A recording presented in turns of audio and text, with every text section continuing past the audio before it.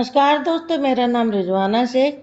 Rich dad cash flow quadrant आर्थिक स्वतंत्रता की कुंजी बाई रॉबर्ट टी कियोसाकी। अध्याय 7 आगे शुरू करती हूँ। मेरे शिक्षित डैडी का तोहफा। मुझे ये उदाहरण मेरे उच्च शिक्षित परंतु गरीब डैडी ने बताए थे। वे भी स्कूल के सिस्टम से चिढ़ते थे। हालांकि वे इसमें सफल हुए थे। वे टीचर इसलिए बने क्योंकि उनका सपना 300 वर्ष पुराने सिस्टम को बदलना था, परंतु इसके बजाय सिस्टम ने उन्हें कुचलकर रख दिया। उन्होंने अपनी प्रबल भावना के अनुरूप काम करते हुए सिस्टम को बदलने की कोशिश की, परंतु सामने चट्टान आ गई। यह एक ऐसा सिस्टम था जिसमें बहुत से लोग पैसे कमा रहे थे और कोई भी इसे बदलना नहीं चाहता था। हालांकि इसे बदलने की आवश्यकता के बारे में बातें बहुत होती थी। शायद मेरी मार्गदर्शक सलाहकार ने भविष्य का पूर्वानुमान लगा लिया था, क्योंकि वर्षों बाद मैंने सचमुच अपने पिता का अनुसरण किया। मैं बस उनके सिस्टम में उनके पीछे नहीं गया, मैं उसी प्रबल भावना के अनुरूप काम करता रहा था और अपना खुद का सिस्टम बना रहा था। इसीलिए मैं बेघर था। मेरी प्रबल भावना एक ऐसा शैक्षणिक सिस्टम बनाने की थी जो लोगों को अलग तरह से सिखा सके।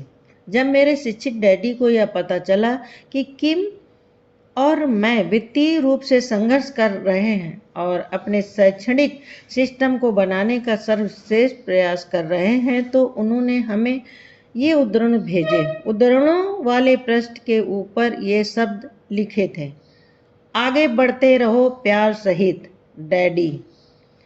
उस समय तक मैं यह नहीं जानता था कि मेरे शिक्षित डैडी सिस्टम से कितनी नफरत करते थे और यह भी कि सिस्टम छोटे बच्चों के साथ क्या करता है। परंतु इस प्रोत्साहन के बाद मुझे चीज़ें समझ में आने लगी। जो प्रबल भावना मुझे चला रही थी वह वही भावना थी जिसने वर्षों पहले मेरे डैडी को चलाया था। मैं अपने असली डैडी की तरह था और मैंने अनजाने में ही उनकी मशाल थाम ली थी। मैं मूल रूप से एक शिक्षक था, शायद इसीलिए मैं इस सिस्टम से इतनी नफरत करता था। पीछे मुड़कर देखने पर मैंने दोनों डैडियों की तरह बनना चाहा। अपने अमीर डैडी से मैंने पूंजीपति बनने के रहस्य सीखे। अपने उच्च शिक्षित डैडी से मैंने शिक्षा के प्रति अनुराग पाया और अब दोनों डैडियों के सम्मिश्रण से मैं शैक्षणिक सिस्टम के बारे में कुछ कर सकता था। वर्तमान सिस्टम को बदलने की ना तो मेरी कोई इच्छा थी, ना ही मुझ में इतनी क्षमता थी, परंतु मुझ में एक नए सिस्टम को बनाने का ज्ञान था। वर्षों का प्रशिक्षण परिणाम देने लगा। वर्षों तक मेरे अमीर डैडी ने मुझे एक ऐसा व्यक्ति बनने का प्रशिक्षण दिया जो बिजनेस और बिजनेस सिस्टम बना सके। 1977 में मैंने एक निर्माण कंपनी बनाई। यह उन पहली कंपनियों में से थी जो नायलॉन और वेलक्रो के चमकीले रंग के सरफर वॉल्टेज बनाती थी। इसके बाद हमने शू पॉकेट बनाया जो बहुत छोटा वैलेट था। यह भी नायलॉन और वेलक्रो से बना था तथा यह दौड़ने वाले जूतों के फीते के साथ जुड़ा था। 1978 में जॉगिंग का नया नया फैशन चला था और जॉगिंग करने वाले हमेशा अपने साथ अपनी चाबियां, पैसे या चोट लग जाने की स्थिति में परिचय पत्र रखने की जगह चाहते थे। इसीलिए मैंने शू पॉकेट की डिज़ाइन बनाई और दुनिया में इसकी मार्केटिंग की। हमें तत्काल जबरदस्त सफलता मिली, परंतु जल्दी ही इस प्रोडक्ट लाइन और बिजनेस के प्रति मेरा प्रबल भावना खत्म हो गई। जब मेरी छोटी सी कंपनी को विदेशी प्रतियोगिता के कारण दिक्कत आने लगी तो यह कमज़ोर होने लगी। ताइवान, कोरिया और हांगकांग जैसे देशों की कंपनियां इससे मिलते जुलते प्रोडक्ट हमारे बाजार में उतार रही थी और उन बाजारों पर कब्जा कर रही थी जिन्हें हमने विकसित किया था। उनकी कीमतें इतनी कम थीं कि हम उनसे किसी तरह से प्रतियोगिता नहीं कर सकते थे। उन्हें बनाने में हमें जितनी लागत आती थी उससे कम कीमत पर वे उसे बाजार में बेच रहे थे। हमारी छोटी सी कंपनी के सामने दो विकल्प थे, उनसे संघर्ष करें या उनसे हाथ मिला लें। पार्टनरों को सामूहिक पार्टनरों को महसूस हुआ कि हम अपने प्रतियोगियों से संघर्ष नहीं कर सकते। जो कंपनियां बाजार में सस्ते सामान की बाढ़ ला रही थी वे बहुत सशक्त थीं। वोटिंग के बाद हमने उनसे हाथ मिलाने का फैसला किया। दुखद बात यह थी कि कंपनी को डूबने से बचाने के लिए हमें अपने निष्ठावान और मेहनती स्टाफ से अधिकांश लोगों को बाहर निकालना पड़ा। इससे मेरा दिल टूट गया। जब मैं इन फैक्ट्रियों को देखने कोरिया और ताइवान गया, जिनके साथ हमने निर्माण का अनुबंध किया था, तो मेरी आत्मा थोड़ी और कमज़ोर हो गई। इन मजदूरों को क्रूर और अमानवीय स्थितियों में काम करने के लिए विवश किया जाता था। मैंने देखा कि 5 मजदूर एक के ऊपर एक बैठे थे और जगह इतनी कम थी कि वहां पर सिर्फ एक ही मजदूर बैठ सकता था। मेरी अंतरात्मा मुझे कचोटने लगी, न सिर्फ अमेरिका में नौकरी से निकाले गए कर्मचारियों के कारण, बल्कि दूसरे देशों में काम कर रहे मजदूरों के कारण भी, जो अब हमारे लिए काम कर रहे थे। हालांकि हमने विदेशी प्रतियोगिता की समस्या सुलझा ली थी और हम एक बार फिर बहुत सा पैसा कमाने लगे थे, परंतु अब इस बिजनेस में मेरा दिल नहीं लग रहा था और फिर बिजनेस डूबने लगा। इसकी आत्मा चली गई थी क्योंकि मेरी आत्मा चली गई। अगर अमीर बनने का मतलब बहुत से कम वेतन वाले कर्मचारियों का शोषण करना था, तो मैं अब अमीर नहीं बनना चाहता था। मैं लोगों को कंपनी का कर्मचारी होने के बजाय कंपनी का मालिक बनने की शिक्षा देने के बारे में सोचने लगा। 32 साल की उम्र में मैं शिक्षक बनने लगा था। हालांकि मुझे उस समय इस बात का एहसास नहीं था। बिजनेस डूबने का कारण सिस्टम का अभाव नहीं, बल्कि उत्साह या प्रबल भावना का अभाव था। जब किम और मैं अपना नया अभियान शुरू कर रहे थे, तभी वॉलेट कंपनी डूब गई। छटनी आ गई। 1983 में मुझे हवाई विश्वविद्यालय में एमबीए क्लास के सामने भाषण देने के लिए बुलाया गया। मैंने नौकरी की सुरक्षा के बारे में अपने विचार व्यक्त किए। वहाँ मेरी कई बातें लोगों को पसंद नहीं आई। कुछ सालों में आप में से बहुत से लोगों की नौकरियां चली जाएंगी या आप कम तनख्वाह तथा कम सुरक्षा वाली नौकरी करने के लिए विवश होंगे। चूंकि अपने काम के सिलसिले में मुझे दुनिया भर में यात्रा करनी पड़ती थी, इसलिए मैं अपनी आंखों से सस्ते श्रम और प्रौद्योगिकियों के नवीन आविष्कारों की सम्मिलित शक्ति देखी। मुझे यह एहसास होने लगा कि एशिया या यूरोप या रूस या दक्षिण अमेरिका का कर्मचारी दरअसल अमेरिका के कर्मचारियों के साथ प्रतियोगिता कर रहा था। मैं जानता था कि कर्मचारियों और मध्यम स्तर के मैनेजरों के लिए ऊंची तनख्वाह और सुरक्षित नौकरी एक ऐसा विचार था जिसका समय गुजर चुका था। बड़ी कंपनियों को लोगों की संख्या और कर्मचारियों को दिए जाने वाले वेतन में जल्दी ही कटौती करनी पड़ेगी ताकि वे विश्व बाजार में प्रतियोगिता करने में सक्षम हो सकें। मुझे फिर कभी हवाई विश्वविद्यालय में नहीं बुलाया गया।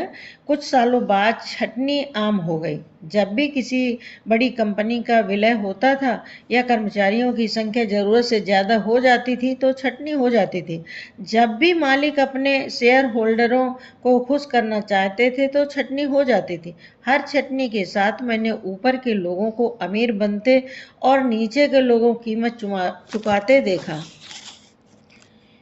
इसलिए जब मैं किसी को यह कहते सुनता था, मैं अपने बच्चे को अच्छे स्कूल में इसलिए भेज रहा हूँ ताकि उसे एक अच्छी सुरक्षित नौकरी मिल सके, तो मैं सहम जाता था। नौकरी के लिए तैयार रहना अल्पकाल के लिए अच्छा विचार था, परंतु दीर्घकाल के लिए यह पर्याप्त नहीं था। धीमे धीमे परंतु निश्चित रूप से मैं शिक्षक बन रहा था।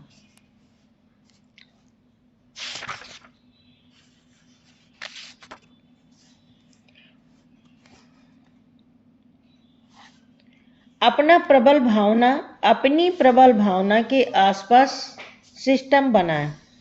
हालांकि मेरी निर्माण कंपनी एक बार फिर उठ खड़ी हुई थी और अच्छा प्रदर्शन करने लगी थी, परंतु मेरी प्रबल भावना जा चुकी थी। मेरे अमीर डैडी ने मेरी कुंठा को सारांश में कहा, स्कूल के दिन खत्म हो चुके, अब अपने दिल के आसपास सिस्टम बनाने का समय आ चुका है।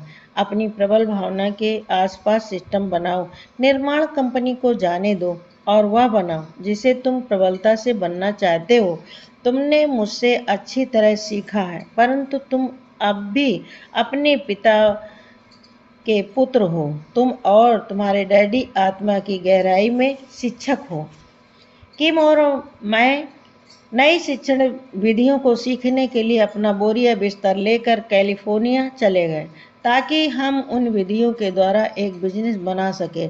अपने बिजनेस को शुरू करने से पहले ही हमारा पैसा खत्म हो गया और हम सड़क पर आ गए। मेरे अमीर डैडी की फ़ोन कॉल। पास में खड़ी मेरी पत्नी खुद पर गुस्सा और प्रबल भावना की लौ दोबारा भड़कना, इन सब कारणों से हम उस दलदल से बाहर निकले जिसमें हम फंसे हुए थे।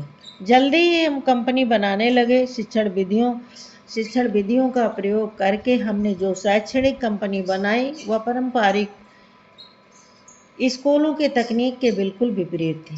विद्यार्थियों को चुपचाप बैठाकर रखने के बजाय हमने उन्हें सक्रिय होने के लिए प्रोत्साहित किया। लेक्चर के माध्यम से सिखाने के बजाय हमने खेल खेल में सिखाया। हमने इस बात पर जोर दिया कि हमारे शिक्षक उबाऊ होने के बजाय रोचक बने। शिक्षकों के बजाय हमने ऐसे बिजनेसमैनों को बुलाया जिन्होंने दरअसल अपनी खुद की कंपनियां शुरू की थी और उन्होंने हमारे यहाँ आकर सिखाया। हमारे यहाँ शिक्षक विद्यार्थियों को ग्रेड नहीं देते थे, बल्कि विद्यार्थी शिक्षक को ग्रेड देते थे। अगर किसी शिक्षक को खराब ग्रेड मिलता था तो या तो उसे गहन प्रशिक्षण कार्यक्रम से जुड़ना पड़ता था या फिर उसे निकाल दिया जाता था। हमारी शैक्षणिक कंपनी में प्रवेश के मानदंड उम्र, शैक्षणिक पृष्ठभूमि, लिंग और धार्मिक विश्वास नहीं थे। हम सिर्फ यह चाहते थे कि सीखने और जल्दी सीखने की गंभीर इच्छा हो। अंततः हम साल भर की अकाउंटिंग एक दिन में सिखाने में सक्षम हो गए। हालांकि हमारे ज़्यादातर विद्यार्थी वयस्क थे, परंतु कई युवा भी थे। कुछ तो 16 साल के थे जो 60 साल के उच्च शिक्षित और ऊंची तनख्वाह पाने वाले बिजनेस एग्जीक्यूटिव्स के साथ बैठकर सीख रहे थे। परीक्षाओं के आधार पर प्रतियोगिता कराने के बजाय हमने उनसे टीम के रूप में सहयोग करने को कहा। फिर हमने उसी परीक्षा में भाग लेने वाली टीमों के बीच प्रतियोगिताएं रखी। ग्रेड के लिए प्रयास करने के बजाय हमने आर्थिक पुरस्कार रखा।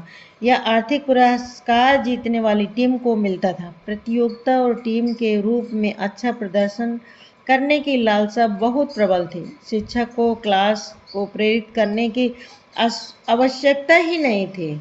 एक बार जब सीखने वाली प्रतियोगिता शुरू हो जाती थी तो शिक्षक को बस रास्ते से दूर हटना पड़ता था। टेस्ट के समय शांति के बजाय आम तौर पर चीखना चिल्लाना सुनाई देता था तथा हंसी और आंसू दिखते थे। लोग सीखने के बारे में रोमांचित थे, उन्हें सीखने में मजा आ रहा था तथा वे और अधिक सीखना चाहते थे। हमने सिर्फ 2 विषयों में शिक्षा देने पर ध्यान केंद्रित किया, उद्यमिता और निवेश, यानी क्वाड्रेंट के बी और आई पहलू को। जो लोग हमारी शिक्षण शैली में इन विषयों को सीखना चाहते थे वे झुंड में चले आए। हमने कोई विज्ञापन नहीं दिया, हमारा प्रचार लोगों की प्रशंसा के माध्यम से हुआ। हमारे पास वे लोग आने लगे जो नौकरियों की तलाश करने के बजाय नौकरियां देना चाहते थे। एक बार जब मैंने टेलीफोन बूथ पर मैदान नहीं छोड़ने का फैसला कर लिया तो चीज़ें आगे बढ़ने लगीं। 5 साल से भी कम समय में हमने $multi-million बिजनेस बना लिया, जिसके दुनिया भर में 11 ऑफिस थे। हमने शिक्षण का एक नया सिस्टम बना लिया था और बाजार इसे पसंद करता था। हमारी प्रबल भावना के कारण संभव हुआ था, क्योंकि प्रबल भावना और अच्छा सिस्टम डर तथा अतीत की प्रोग्रामिंग को हरा सकते हैं। Thank you.